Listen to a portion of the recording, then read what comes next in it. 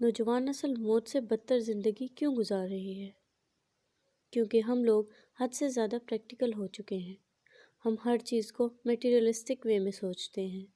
ہمیں کوئی بولتا ہوا انسان چپ نظر آتا ہے تو ہم کہتے ہیں ایسے ہی کسی سے بات کرنے کا دل نہیں کر رہا ہوگا، اس لیے چپ ہے، اٹس اوکے۔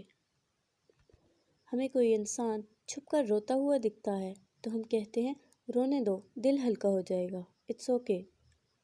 ہمیں کوئی انسان اکیلا بیٹھا نظر آتا ہے تو ہم کہتے ہیں کوئی بات نہیں، اس کا نیچر ہی ایسا ہے، کسی سے بات کرنا پسند نہیں، اٹس اوکے۔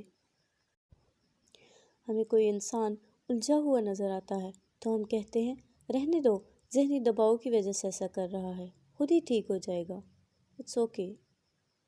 ہم سمجھتے ہی نہیں کہ ہمارا ایک it's okay is not okay انسان کی آخری امید بھی توڑ دیتا ہے، اور وہ شخص ہمیشہ کے لیے اپنے منہ پر اٹس اوکے کا ٹیگ لگا لیتا ہے، کیونکہ ہم اسے یہ احساس دلاتے ہیں کہ ہمارے لیے اس کی خاموشی، اس کا رونا، اس کا اکھڑ پن کوئی معنی نہیں رکھتا، ہمیں فرق ہی نہیں پڑتا اس کی کسی بھی چیز سے۔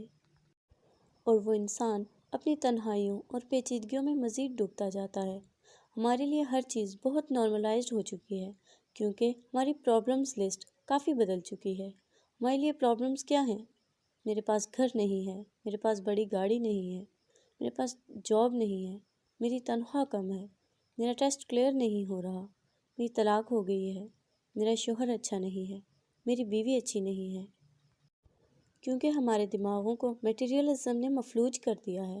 ہمارے نزدیک ہمارے بچوں کے بیہیویئر، ان کے ایموشنز، ان کی فیلنگز کی کوئی ویلیو نہیں ہے۔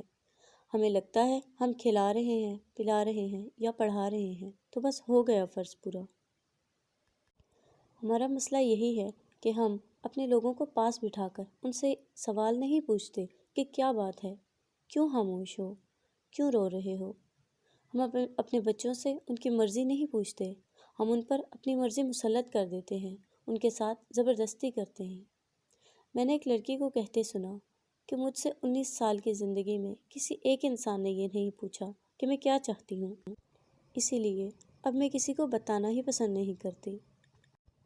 ہم وہ لوگ ہیں جو خود ہی اپنے بچوں کو ذہنی طور پر معذور بناتے ہیں اور بعد میں خود ہی انہیں سائیکالوجسٹ کے پاس لے کر جاتے ہیں، ان کے سیشنز کرواتے ہیں، لیکن ان سے پوچھتے نہیں۔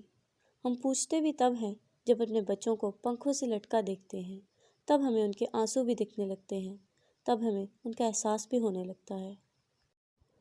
لیکن افسوس، اس وقت وہ اس دنیا میں نہیں رہتے۔